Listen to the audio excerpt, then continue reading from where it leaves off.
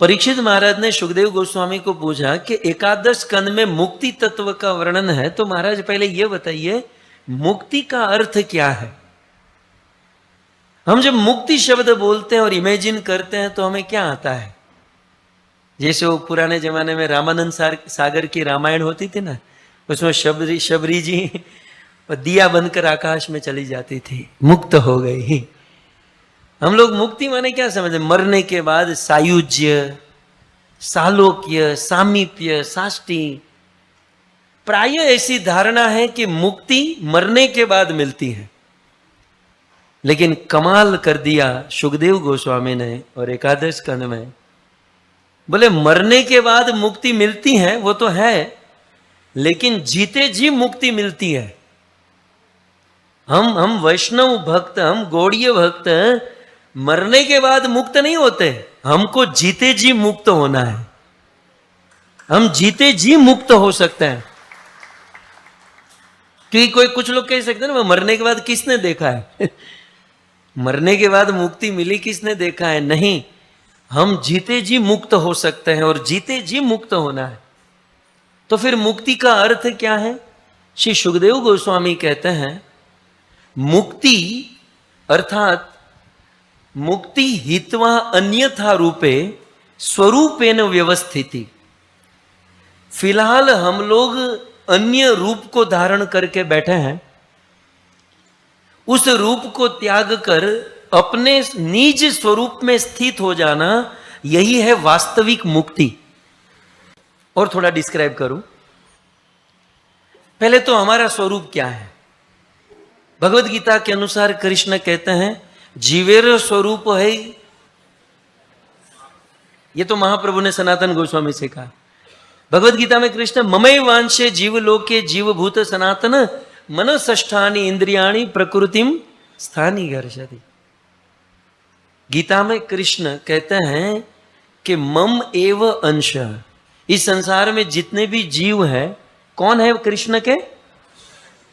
और वहां पर एव शब्द से दृढ़ डबल कंफर्म करते हैं मम एव अंश। कृष्ण इस संसार के जितने भी जीव हैं मेरे ही अंश है।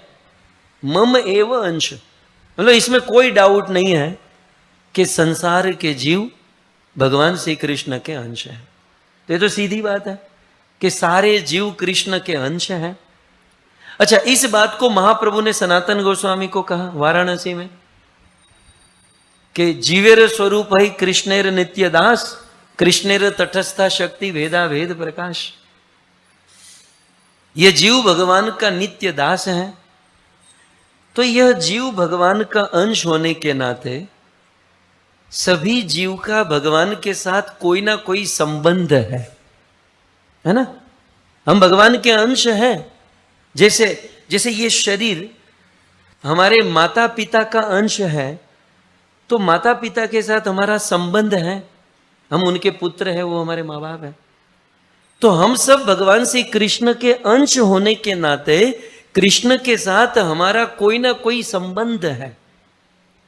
हम कृष्ण के पुत्र हो सकते हैं, हम कृष्ण के पिता हो सकते हैं, हम कृष्ण की माँ हो सकते हैं, हम कृष्ण के सखा हो सकते हैं, हम कृष्ण की प्रिया हो सकते हैं, हम कृष्ण के सेवक। कोई ना कोई कृष्ण के साथ हमारा संबंध ऑलरेडी है। फिलहाल प्रॉब्लम क्या है कि कृष्ण के साथ जो हमारा संबंध है वो हम लोग भूल गए, और वह संबंध, वो नित्य स्वरूपगत संबंध भूलने के कारण ही हम लोग संसार की फजीयत में फंसे हैं। एक्चुअल हमारे जीवन में प्रॉब्लम और दुख का कारण क्या है? किसी ने मुझे ये कह दिया, उसने वो कर दिया, ये नहीं मिल रहा है, वो लेकर चला गया, ये प्रॉब्लम नहीं है। प्रॉब्लम, एक्चुअल प्रॉब्लम यह है कि हम हमारे वास्तविक स्वरूप को भूल गए। फॉर एन एग्जाम्पल, एक उदाहरण, मुंबई की लोकल ट्रेन के प्लेटफॉर्म पर आप खड़े हैं, ठीक?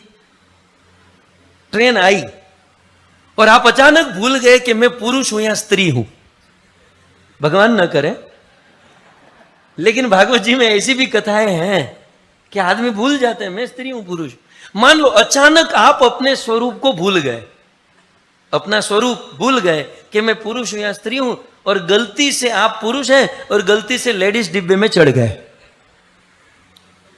फिर ये महाराष्ट्रन स्त्रियां जो टोकरी लेकर चढ़ती हैं और फिर उस लेडीज डिब्बे में पुरुष को देखकर जो धुलाई होती है? यहां मारा, यहां पीटा, यहां मारा, यहां मारा। फिर हम कंप्लेंट क्या करते हैं, उस स्त्री ने मुझे यहां मारा, उसने यहां मारा, उसने वहां मारा, उसने गाली दी, उसने ये किया। प्रॉब्लम ये नहीं है, प्रॉब्लम ये है कि हम अपने रूप को भूल गए। हम जेंट्स थे, लेडीज, हम अपने आप को लेडीज समझ बैठे। ये मूल प्रॉब्लम है। इस दुनिया में हम लोग फंसे हैं, 84 लाख की योनि में फंसे हैं, और जितनी भी मगजमारी है, एक्चुअल प्रॉब्लम यह है कि हम हमारे स्वरूप को भूल गए हैं। हम कृष्ण के सखा है, हम कृष्ण की प्रिया है, हम कृष्ण के पिता है, या फिर हम कृष्ण के सेवक, ये हम भूल गए हैं। और ये भूलने के कारण जब हम ये भूल जाते हैं तो संसार की कोई ना कोई उपाधि में फंस जाते हैं। मैं इसका बेटा हूं, मैं इसकी पत्नी हूं, मैं इसका पति हूं, मैं इस फैक्ट्री का मालिक हूं, मैं इसका एम्प्लॉय हूं, मैं ये हूं, मैं वो हूं। ये गलत उपाधि ले लेते हैं, और ये गलत उपाधि लेने के कारण ही हम फजीहत में फंसे हैं। सो मुक्ति क्या है?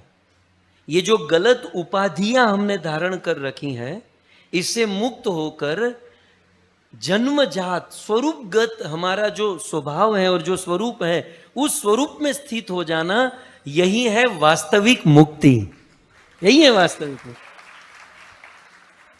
शिल रूप गोस्वामी अपने निज देह में थे लेकिन मुक्त थे। शिल प्रभुपाद जी अपने देह में थे लेकिन मुक्त थे। क्यों?